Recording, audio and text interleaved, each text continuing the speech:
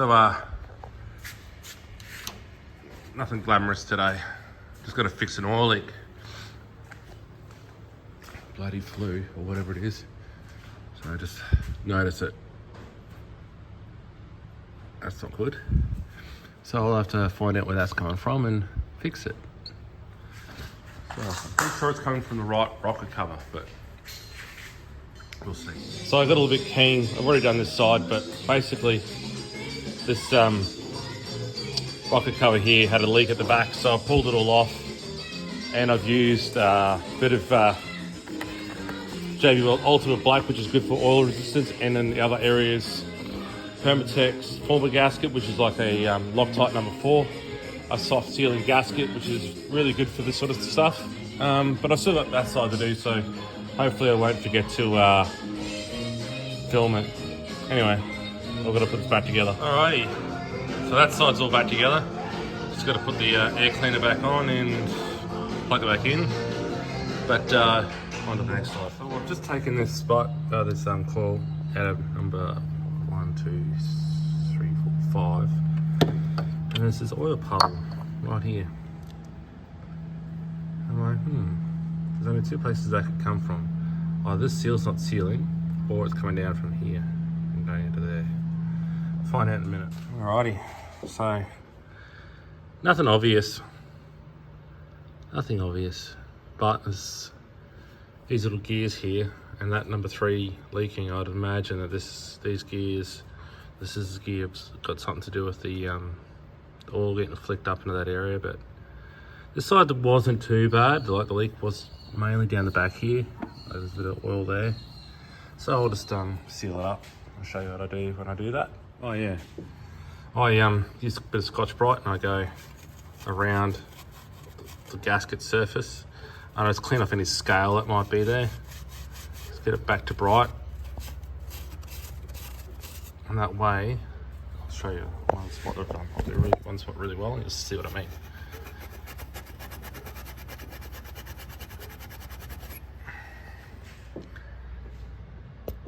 See what I mean? You don't want that. You want that. Something brighter and cleaner to start with. So good surface to seal against. So for those hard to reach spaces, especially in the corners, I just get a razor blade and scrape the corners out. You don't want any crap in there, because it's pretty clean already. Obviously you don't want to scrape debris into your engine either. That's obviously not ideal. Can't stop it all unless you've got rags everywhere, which then causes another problem if you accidentally leave rag behind. But it's this isn't too dirty. I'm just getting rid of some of the obvious stuff. Here's a good other point down here. What's up here?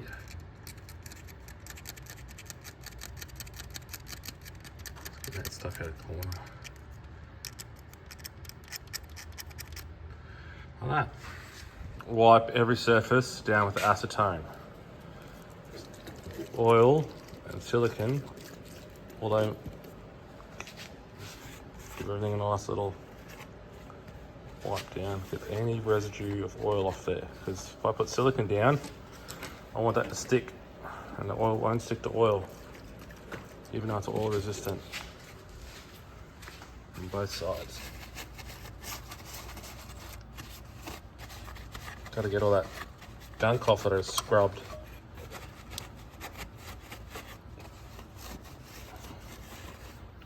Right, I'm gonna keep going. So this is that Ultimate Black RTV. They're all the same pretty much, different brands, whatever. So this stuff, I just put it in the corners. I made a bit over the top, just to help it out a little bit. Over the moon, any seams that you might have from like a keyway. So that's where they've put the boring tool through to do the cams. I've done the back down here as well.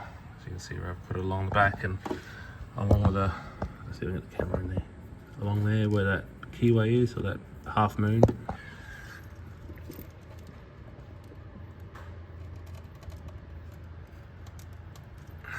Yeah.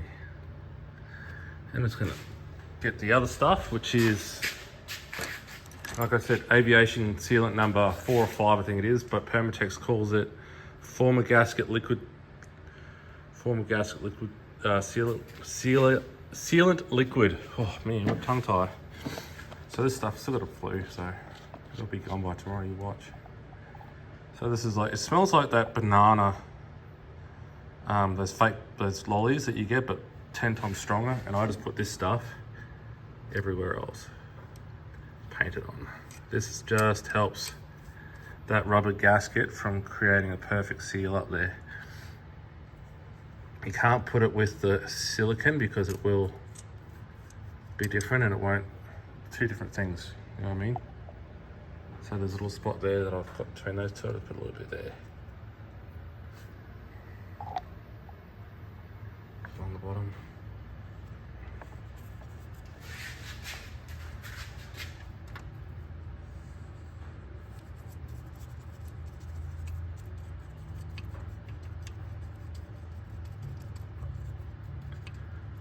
So it's for like, it's really good on transmissions actually. So if you're doing a transmission, hang on, I'll put it back there. There we go.